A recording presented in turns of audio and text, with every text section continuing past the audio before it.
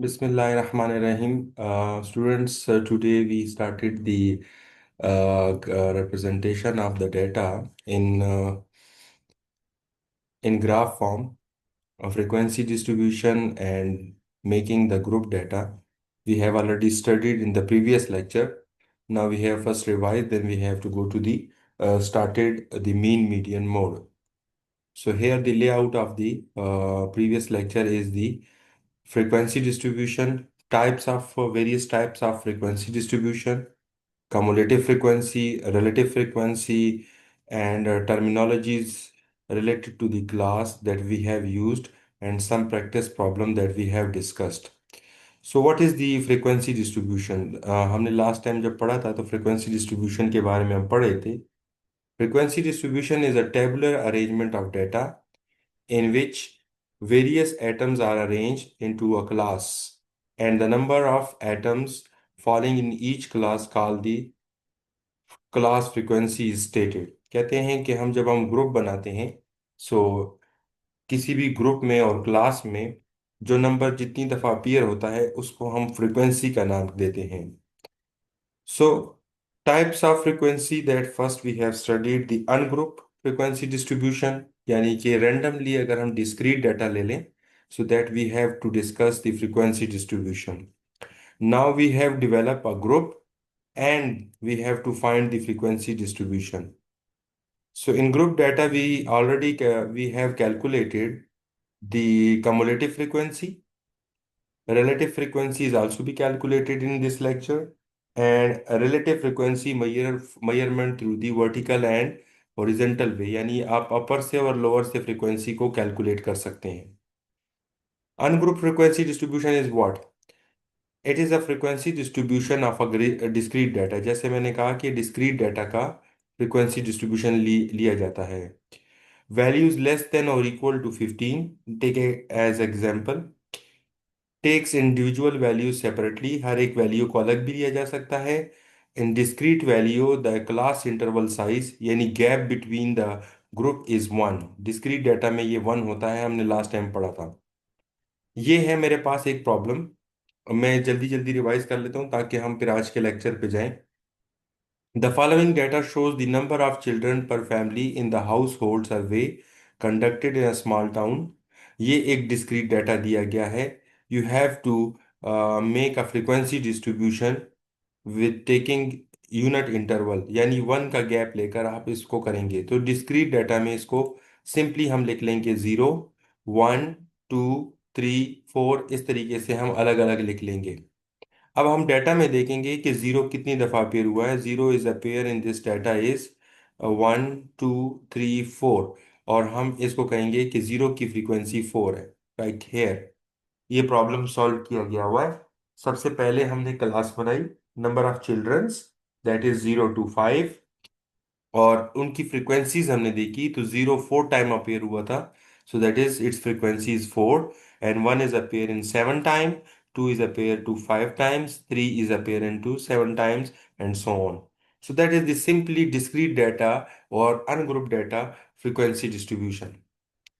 Now here again the problem is the following figures gives the number of children born to 52 women in a certain locality up to the age of 40 years. So here the number of borns of these children that is 1510. Questions में क्या है कि आपने frequency distribution बनाना है class size को 1 रख के. तो सिमिलरली 0 से लेकर मैक्सिमम नंबर मेरे ख्याल में 9 तक है, तो हम 1 के इंटरवल से बना लेंगे. नाउ 0 कितने टाइम अपेयर हुआ है, 1 कितने टाइम अपेयर हुआ है, similarly 2, 3 and so on. So हम उसकी फ्रीक्वेंसी डिस्ट्रीब्यूशन बना लेंगे, and that is a tally bar method is also. Tally bar method आपने पहले भी पढ़ा है, हमने डिस्कस किया था. When you represented 2, so we can draw 2 lines. If we represented 5, then the 4 line and 1 line is cut from horizontally to it or inclined form. Similarly 8 को आप जब 5 लिख लेंगे, so 3 lines और ड्रॉ कर लेंगे. इस तरीके से आप इनको ड्रॉ कर सकते हैं. So now here the important is what. ये तो प्रीवियस डाटा हम बार बार क्लास में भी डिस्कस कर चुके हैं. So what is cumulative frequency? अब यहां से देखते हैं. running total of frequencies as you move down a frequency table. So that is tells location of the value types less than CF यानी cumulative frequency and greater than cumulative frequency. सो हम values की locality को find करने के लिए हम less than cumulative frequency भी लेते हैं और ग्रेटर देन भी कम्युलेटिव फ्रीक्वेंसी लेते हैं. So here the give the frequency of the class. If any class is given and its frequency is given, that is 26734, find the cumulative frequency. Cumulative frequency में क्या होता है कि हम add करते हैं the first frequency simply return. देखें frequency को सिंपल लिख लिया नीचे. Now, in next column, that is the previous and the current frequency will be added 2 or 6, that cumulative frequency is 8. Now, in the next line, the three frequencies added and we can calculate it, that is cumulative frequency is 15. अब इस तरीके से इन 4 को add कर लेंगे तो 18 हो जाएगी कम्युलेटिव फ्रीक्वेंसी. और अगर हम लास्ट वाले को करेंगे तो टोटल फ्रीक्वेंसी की इक्वल कम्युलेटिव फ्रीक्वेंसी आ जाएगी, दैट इज 22. ये कम्युलेटिव फ्रीक्वेंसी आपको लिखने का तरीका है, ठीक है, यानी कम्युलेटिव फ्रीक्वेंसी कैलकुलेट करने का मेथड है. Now here the relative frequency. बेटा रिलेटिव फ्रीक्वेंसी के लिए आपको ये फार्मूला आना चाहिए. Proportion of a times a particular value occur. Particular value it's mean the particular frequency in a data set compared to total number of values. It's mean that relative frequency is basically the ratio of the particular frequency with the total frequency. आप frequency को particular frequency को total frequency से divide करके relative frequency calculate करेंगे. Express in decimal fraction और percentage. आप इसको decimal में और फ्रैक्शन में भी कर सकते हैं. If you can added all of the relative frequency यानी तमाम क्लासेस की रिलेटिव फ्रीक्वेंसी आप जब कैलकुलेट कर लेंगे, so that is equal to 1. वो 1 की इक्वल होनी चाहिए. ये भी हमने लास्ट लेक्चर में पढ़ा था. Now you have to calculate the cumulative frequency and relative frequency. For this problem, you can calculate the cumulative and relative frequency. Here, you already calculated the cumulative frequency, that is 22. Now you have to calculate the relative frequency. So 2 divided by total frequency is 22, which is equal to the sum of the whole cumulative frequency. यानी आप सारी frequencies को add कर दें, so that is total frequency, you can get 22. So 2 divided by 22, that is relative frequency of that one. 6 divided by 22, 7 divided by 22, 3 divided by 22 and 4 divided by 22. ये cumulative frequency हमने relative frequency calculate कर सकते हैं. ये अपने class में पढ़ा भी था. Now remember the important terminologies. Class limit. What is class limit? Class limit is the limit of the value यानी range of the value कि कितने का गैप है, इंटरवल है क्लास का, आपको वो आइडेंटिफाई करना होगा. Class limit smallest and largest value that can belong to a class interval. Limit is that कि जो किसी भी इंटर ग्रुप है या क्लास है उसकी smallest and greatest value is called the class limit. Lower class limit means that the smallest value of the interval. It's discuss about the particular interval, not the whole one. यानी अगर मैं कहूं कि 11 से 20 एक group है, so what will be the lower class limit? So you can say 11 is the lower class limit and upper class limit is 20 for this class. Okay? Size of class interval. Difference between upper class limit and the lower class limit. Upper class limit और lower class limit का difference calculate करके आप calculate कर सकते हैं कि उसकी limit क्या है, इंटरवल क्या है. ये हमने पढ़े थे सारी चीजें. क्लास मार्क और mid point. We have calculated the mid point when we added the both the limit. Obtaining by adding upper and lower class limit, upper और लोअर क्लास लिमिट को ऐड करने से and divided by two you can get class limit, यानी कि आप mid point calculate कर सकते हैं। So one more thing, number of classes को आइडेंटिफाई करना है कि किसी भी प्रॉब्लम में नंबर ऑफ क्लासेस कितनी है। सो that is using that formula, 1 + 3 time of 3 of number, यानी आप उसकी वैल्यूज बता सकते हैं कि कितने नंबर ऑफ क्लासेस हैं। क्लास विड्थ का भी फार्मूला है, that is largest value of the data, सबसे बड़ी वैल्यू, माइनस सबसे smallest value, and the total number of classes. So you can find the class width, के क्लास की width कितनी ले ली जा सकती है। ये भी एक पार्टिकुलर फार्मूला है जो कि कैलकुलेट किया जाता है। ये हमने डिस्कस किया था, अगर आपको याद हो, हमने क्लास में डिस्कस किया था ये, यासीन। Yes sir. ओके, आगे चलते हैं। हमने ये मुख्तलिफ प्रॉब्लम्स किए थे, मैं उसी को रिवाइज कर रहा हूँ फिर आगे जाऊंगा। राइट डाउन क्लास बाउंड्रीज, आपने इनकी क्लास बाउंड्री लिखनी है। Pair number 1, mid point, class width for each of the following. ये देखें 8 to 12, क्लास बाउंड्री आप क्या कैसे बनाते हैं कि आप 0.5 पीछे जाते हैं, 7.5 एंड 12.5। मिड पॉइंट कैलकुलेट करना हो तो 8 + 12 divided by 2 you can calculate it mid point, ठीक है। If you want to class width, तो क्लास विड्थ को क्लास बाउंड्री से निकाला जा सकता है, 12.5 - 7.5, you can get the class width that is 5। Class width आपके पास 5 आ जाएगी। ये हमने बड़ी डिटेल में डिस्कस किया था, मैं थोड़ा डिफरेंट चीज पे जाता हूँ। Now here, High Performance Bicycle Products Company supplied its shipping record for a certain day with these results. Now you have to construct a frequency distribution, cumulative frequency, relative frequency for this data interval of 6। 6 के interval से आप इसके data को arrange कर देंगे, ठीक है, यानी 6 का गैप रखेंगे। हम देखते हैं इसको सॉल्व करते हुए। Here, from class interval is 1 to 6, 7 to 12, 13 to 18, and 19 to 24. So, from 1 to 6, the number is a pair 3 times, its frequency is 3, and the other class is 8, 5, and 4. ये फ्रीक्वेंसियां आ गई। Now you can calculate the sum of the frequencies. आप सारी frequencies का सम calculate कर दें। इन सारी frequency का सम जब आप कैलकुलेट करेंगे, सो वो आपके पास टोटल फ्रीक्वेंसी आ जाएगी। Now you can calculate relative frequency. For relative frequency के लिए आपको यहां पर क्या करना है कि F divided by sum of F कहते हैं इसको। ये एन जो लिखा हुआ है that is basically sum of F है। So 3 divided by total frequency, 8 divide by total frequency, and so on.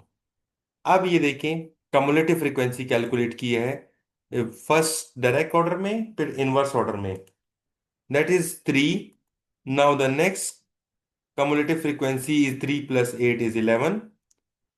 Now 3 plus 8 plus 5 is 16 and added 4 is 20। ये आपकी cumulative frequency आ जाएगी।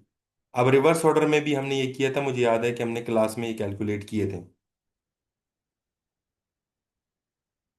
तो हम प्रैक्टिस के लिए इन मुख्तलिफ क्वेश्चंस ले लेते हैं और उनको सॉल्व करते हैं, और ये हमने क्लास में सारे डिस्कस किए थे। अब आ जाते हैं नेक्स्ट पे, जो कि डिस्कसेबल है, ग्राफिकल रिप्रेजेंटेशन। क्या मेरी स्लाइड आपको शो हो रही है अब?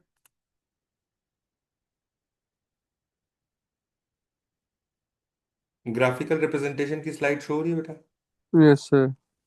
ग्राफिकल रिप्रेजेंटेशन, ये हमने लास्ट टाइम पढ़ा था जब हमारे पास एक ही स्टूडेंट आया था, लास्ट वीक पे एक ही बचा था। अब हम उनके डायग्राम समझते हैं। बेटा इनको समझना बहुत ज़रूरी है, ये इसलिए रिवाइज करूं कि मीन मीडियन मोड पे जाने से पहले ये चीज़ें क्लियर होनी चाहिए।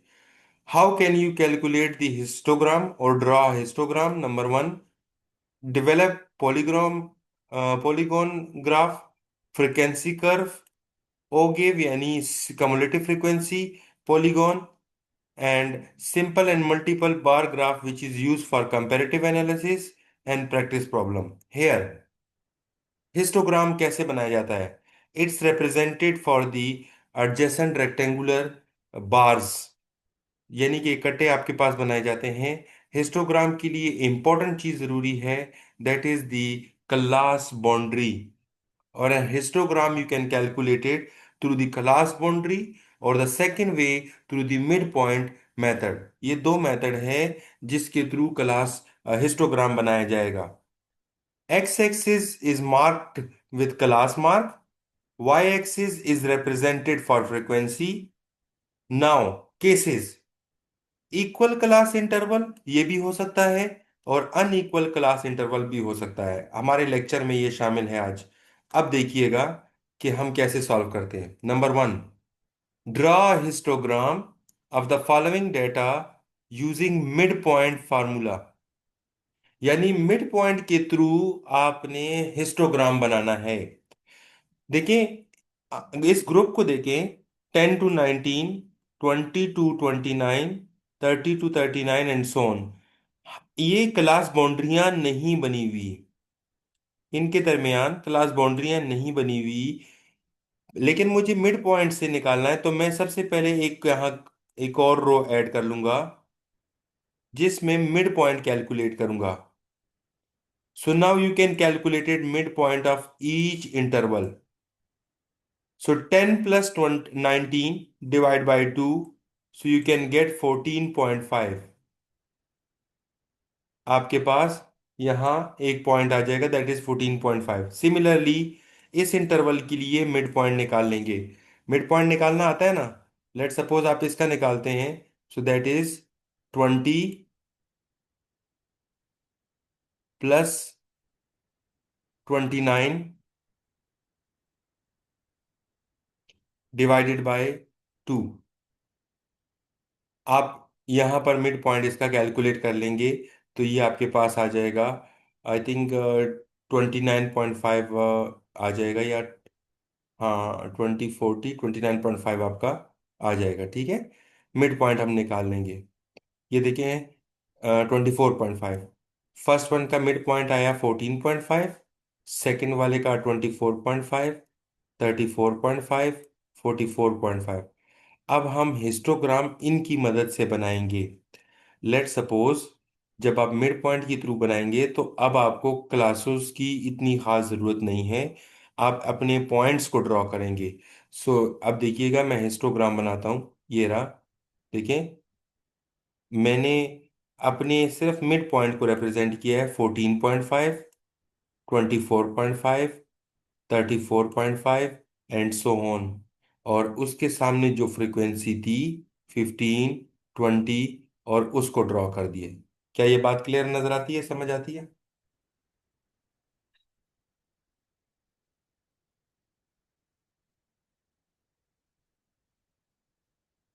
जी,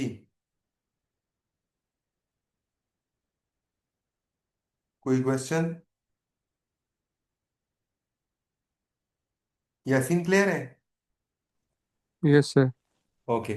जब हम मिड पॉइंट से बनाते हैं, अब हम क्लास इंटरवल से बनाते हैं।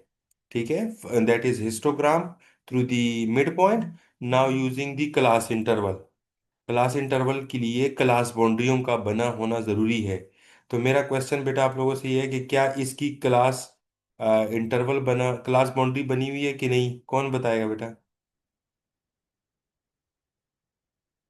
असद से पूछ लेते हैं। असद बताओ, क्या क्लास बाउंड्री बनी हुई है कि नहीं?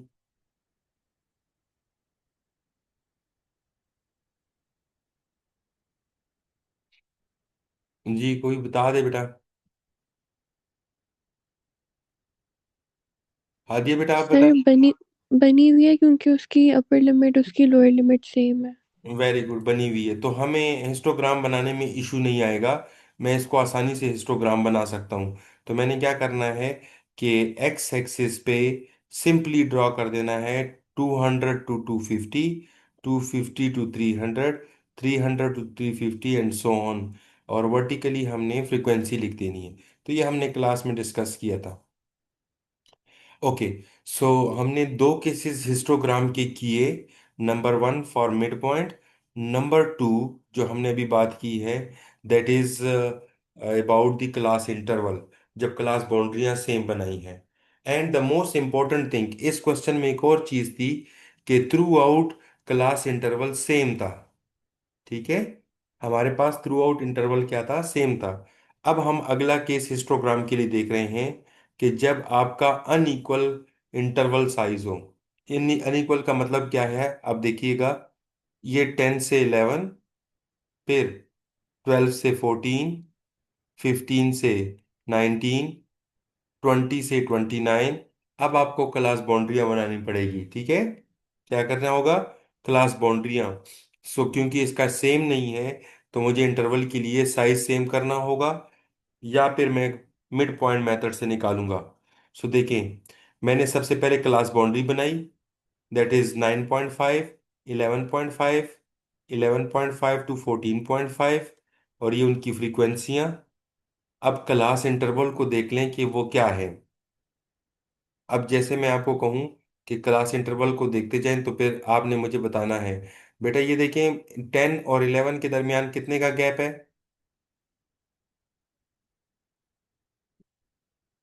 10 और 11 के दरमियान कितने का गैप है बेटा,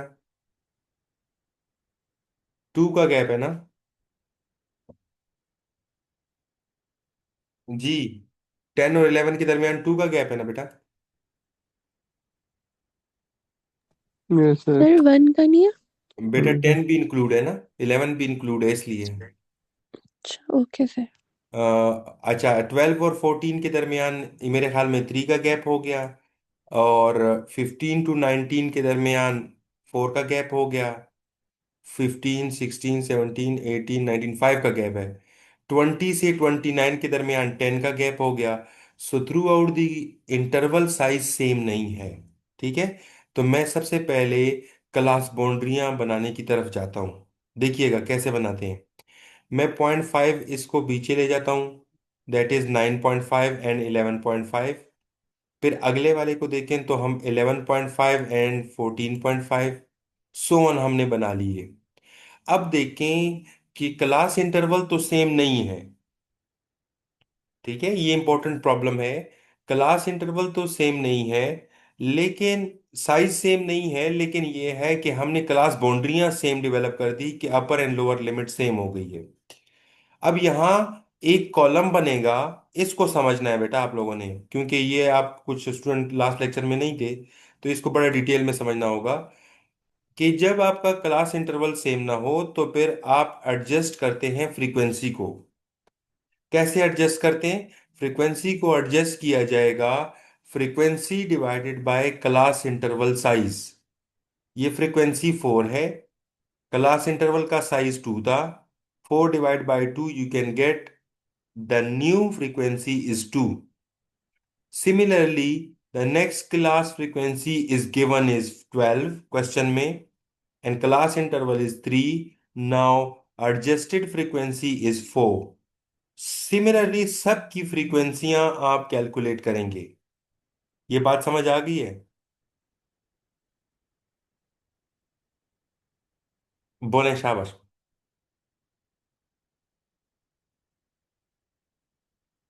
यस सर। अब जब मैंने फ्रीक्वेंसियां एडजस्ट कर दी हैं, तो मैं क्या करूंगा कि अब मैं इन फ्रीक्वेंसी के रिप्रेजेंटेटिव जो मैंने निकाली है, वो जो गिवन फ्रीक्वेंसियां थी वो नहीं, इन फ्रीक्वेंसियों के थ्रू मैं हिस्टोग्राम बनाऊंगा with the help of class boundaries. तो मैं सबसे पहले एक्स एक्सिस पे क्लास बाउंड्रीज को डेवलप कर दूंगा, जो मेरे पास क्लास बाउंड्रियां थी। ठीक है, क्लास बाउंड्रीज के बाद मैंने उनकी फ्रीक्वेंसियां ड्रॉ कर दी, और ये मेरा ग्राफ बन गया। अगर मुझे इस क्वेश्चन में कहा होता कि क्लास इंटरवल सेम नहीं है और आप क्लास मार्क के थ्रू यानी मिड पॉइंट के थ्रू निकालें, तो ये मिड पॉइंट के थ्रू ड्रॉ हुई है। देखिए, क्लास मार्क 10.5, 13, 17, 24 और फिर ड्रॉ की है। लेकिन यही फ्रीक्वेंसियां आप क्लास बाउंड्री से भी बना सकते हैं, लेकिन आपने एडजस्टेड फ्रीक्वेंसी लेनी है ड्रॉ करने के लिए। क्लियर होगी बात।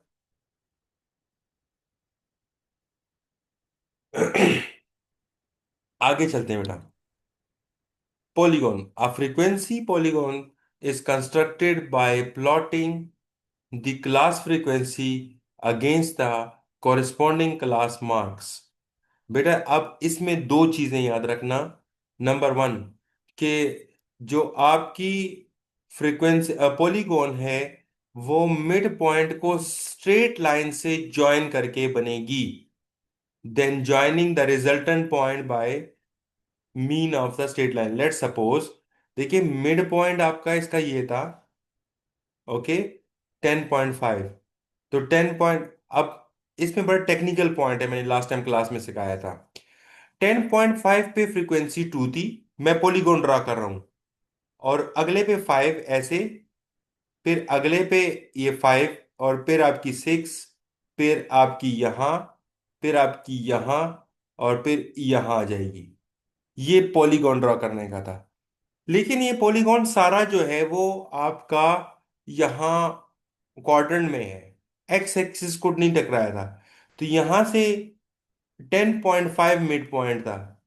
लेट सपोज पिछली वाली क्लास का मिड पॉइंट जो था वो 0 था, यहाँ, या 0.5 कुछ था, यहां पर था। तो आप क्या करेंगे कि इस पॉलीगॉन को यहां लाकर ज्वाइन कर देंगे। क्यों? क्योंकि प्रीवियस क्लास थी नहीं, और उसकी फ्रीक्वेंसी 0 थी।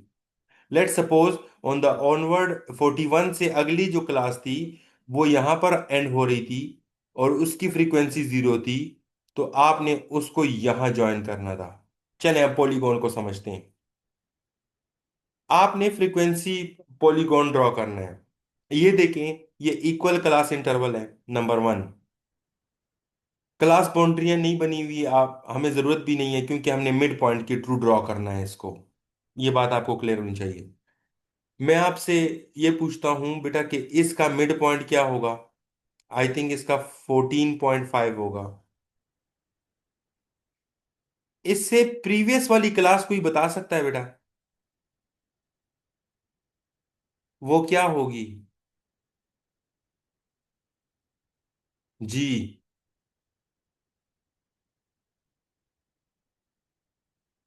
Anyone please. सर 1 से 9 या 0 से 9 होगी। 0 से 9 होगी। और उसकी फ्रीक्वेंसी क्या क्या होगी? उसका मिड पॉइंट तो 4.5 होगा। फ्रीक्वेंसी तो उसकी देखिए, ये क्लास हम खुद से ले रहे हैं, क्वेश्चन में गिवन नहीं है। तो इसकी फ्रीक्वेंसी क्या होगी? क्या होगी बेटा? 0। क्या होगी? 0। 0। ये हम एक्स एक्सिस पे ग्राफ को ड्रॉ करने के लिए इस्तेमाल करेंगे, याद रखिएगा। जो मेरा क्वेश्चन गिवन है उसका मैंने मिड पॉइंट्स कैलकुलेट कर दिए रहे सबके। अब आ जाते हैं कि होगा क्या। ये देखें पॉलीगॉन 14.5 पर फ्रीक्वेंसी 5 थी, लेकिन इससे प्रीवियस वाले का मिड पॉइंट आपने निकाला था, वो 4.5 पे फ्रीक्वेंसी क्या बोली थी? 0। तब भी 0। वो एक्स एक्सिस को टकराया था। ये पॉलीगॉन समझ आया अब?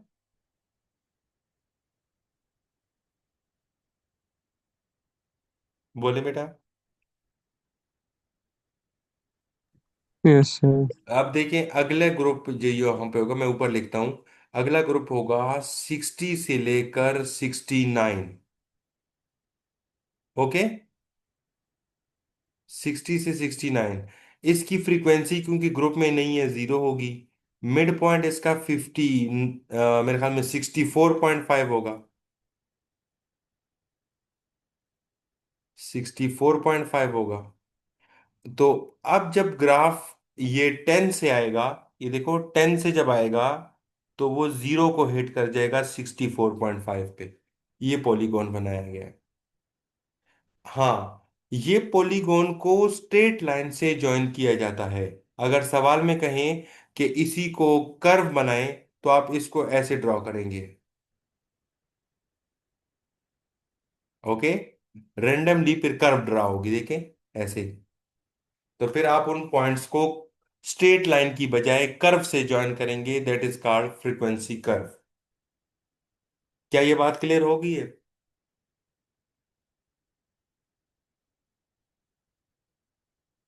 पॉलीगॉन को बेटा जो है with the help of mid point calculate करते हैं, लेकिन ओ गिव ग्राफ को आप कैलकुलेट करते हैं कम्युलेटिव फ्रीक्वेंसी पॉलीगॉन के थ्रू।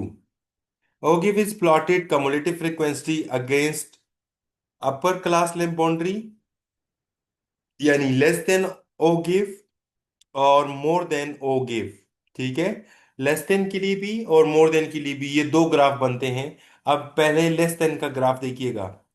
लेट सपोज ये क्वेश्चन है cumulative frequency polygon for the following data less than. ये टेक्निकल क्वेश्चन है, समझिएगा। हाँ, ये अब बताता हूं बेटा। सबसे पहले नंबर वन, इसकी क्लास बाउंड्री बना लें। आपने क्लास बाउंड्री बना ली, that is first one 117.5 two 126.5 and so on. Less than का कॉन्सेप्ट क्या है, आपने ये कहना है। अब मैं यहां आ गया हूं, गौर से देखिएगा।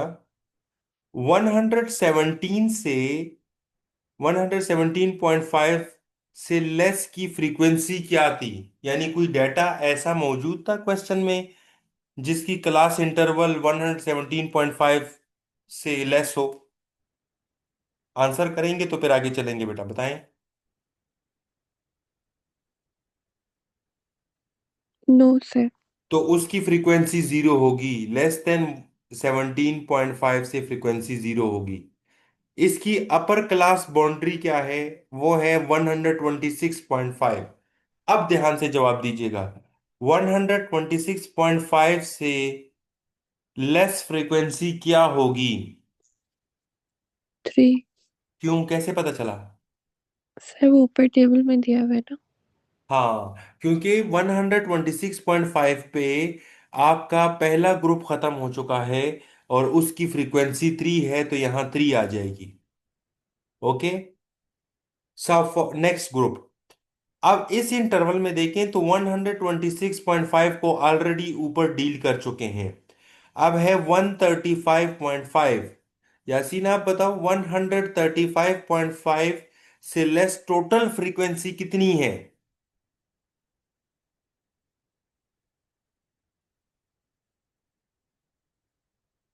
135.5, जी बताओ बेटा।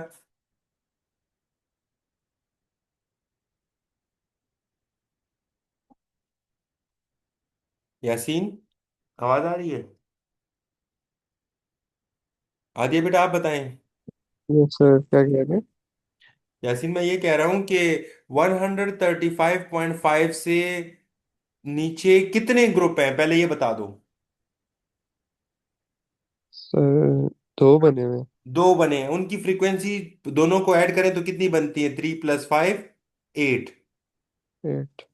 इस तरीके से अगले ग्रुप में जब जाएंगे 144.5, तो इससे लेस जो है वो टोटल 3 ग्रुप बने और उनकी टोटल फ्रीक्वेंसी क्वेश्चन से ऐड करके यहां लिख देंगे, दैट इज 17। सिमिलरली अगले ग्रुप में आप देखें तो 4 ग्रुप बन जाएंगे और उनकी फ्रीक्वेंसी ऐड कर लीजिएगा, दैट इज 29। अब ये आपने कम्युलेटिव फ्रीक्वेंसी कैलकुलेट कर दी है। ठीक है, अब इसका ग्राफ बनेगा। सो दैट इज हेयर, पहले पे कितनी थी? 117.5 पे जीरो, ये जीरो है। फिर आहिस्ता आहिस्ता बढ़ती जाएगी और ये पीक पे जाके रुक जाएगी। ठीक है, ये लेस देन कम्युलेटिव फ्रीक्वेंसी का प्रॉब्लम था। अब ग्रेटर देन का देखते हैं। अब लेस देन की बजाय हम ग्रेटर की बात करते हैं, मोर देन की बात करते हैं। अब ये मोर देन का केस है, देखिएगा बेटा। फिर सेशन हमारा पहला खत्म हो जाएगा इसके साथ, देखिएगा। अब नंबर वन, ये क्लास बाउंड्री ऑलरेडी बनी हुई है। जीरो से ग्रेटर टोटल फ्रीक्वेंसी कितनी है?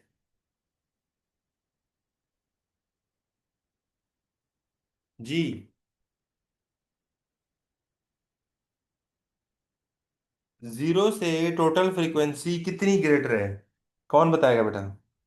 सर 100। 100। ये सारों का सम जो है वो 100 बनता है, इसलिए आपने कहा। तो ये सारी बड़ी हैं 100। नाउ अब पर दूसरे ग्रुप पे, पहला ग्रुप 20 पर खत्म हो जाता है, तो 100 से 5 निकाल लें तो 95 हो जाएगी। इस तरीके से ग्रेजुअली ये कम होते होते जीरो पर आ जाएगी, और इसका ग्राफ ये बनेगा। ठीक है। अब ये 1 मिनट में सेशन एंड हो जाएगा, वापस आते हैं तो फिर हम स्टार्ट करते हैं। ठीक है बेटा, यहीं से कंटिन्यू करते हैं फिर।